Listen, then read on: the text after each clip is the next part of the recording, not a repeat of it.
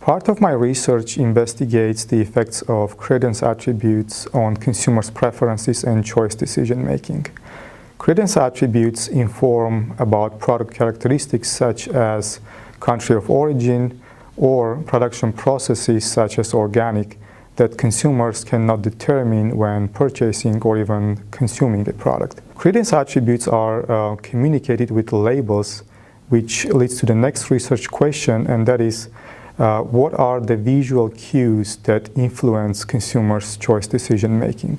To some, we would like to understand, one, if consumers are willing to pay price premiums for certain credence attributes, and two, if there are visual cues that the consumers value most and how to utilize them to make the products more appealing for consumers. To test hypotheses and provide answers for some of the research questions, we combine conventional self-reported data with innovative data generation methods such as eye tracking.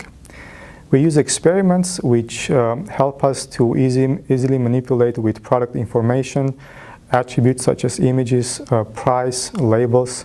Finally, we use eye tracking equipment to capture consumers' visual attention to some of the stimuli. By combining visual behavior and stated preferences, we can then analyze and estimate the relationship between visual attention, preferences, and willingness to pay for certain attributes. Our choice scenarios involve information such as fresh from Florida labels, which means the product was grown in Florida. We provide some explanation prior to the experiment so the subjects know what we refer to by those attributes.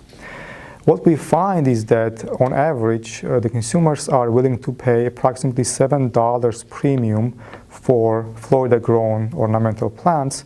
However, what we also find is that over time, if you show the label over and over, we observe less attention paid to the image, and which means that they get used to the label, so they pay less attention. However, they are willing to pay for those products premium that include the attribute itself.